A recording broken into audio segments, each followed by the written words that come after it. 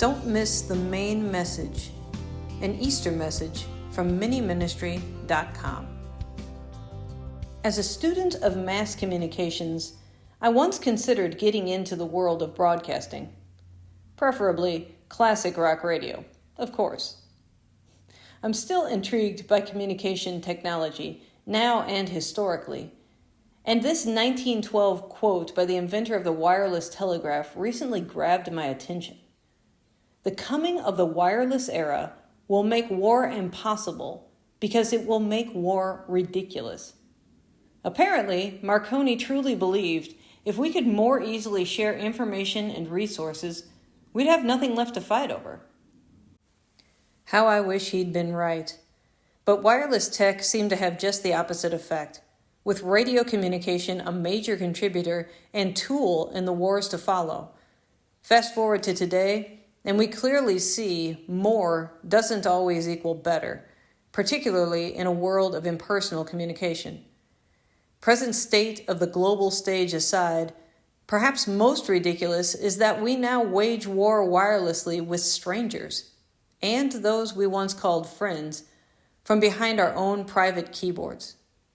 Certainly our failures to communicate didn't begin in the wireless era either. These are issues that may predate even smoke signals. Yet this makes me thankful to know a better communicator than any of us could hope to be, and one who is particularly persistent in his message to us. While I didn't always understand it, I now deeply appreciate that long ago, at many times and in many ways, God spoke to our fathers by the prophets. But in these last days, he has spoken to us by his Son, Jesus, whom he appointed the heir of all things, through whom also he created the world. The created world seems a hard message to miss for me now, given its complexity and beauty. Even the heavens declare the glory of God, and the sky above proclaims his handiwork. Through it, his invisible attributes, namely his eternal power and divine nature, have been clearly perceived ever since the creation of the world in the things that have been made. It might be hard for some to ignore something so obvious, but it certainly wasn't always so clear to me. Starting with those prophets, the Creator's story was passed down through the generations, well before wireless communication or even the printing press. I was admittedly slow to believe those messengers. The Bible didn't make sense to me, and I even fought against believing it. But God's persistence wouldn't let me ignore him, and it finally became clear he is showing us in all the scriptures the things concerning himself, that this collection of letters is actually all about Jesus. Still, his loudest message was in actually showing up. While we become increasingly impersonal behind our devices, in-person communication is so important to God, he came to be with us. Even then, many of us miss the memo, as he was in the world and the world was made through him, yet the world did not know him.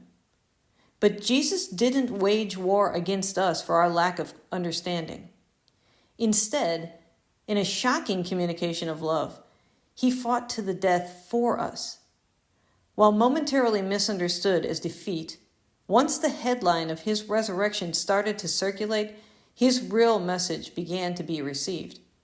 Murdered by our misunderstanding, he was still willing to forgive, allowing all who hear and believe him to commune and communicate directly with our Creator. There are so many ways the Lord broadcasts his love to the world, and his message is for you too. So consider creation, survey scripture, visit a church in person, speak to God in prayer, asking his help to understand what this message means for you. And if you're a resistor, like I was, I pray he'll help you to stop fighting and start listening, to receive and believe the message of Jesus. Well, my name's Sarah, and thank you for listening. To read this message online with a couple of links included, or if you'd like more content like this, please visit miniministry.com. May the Lord bless you with His presence, and happy Easter.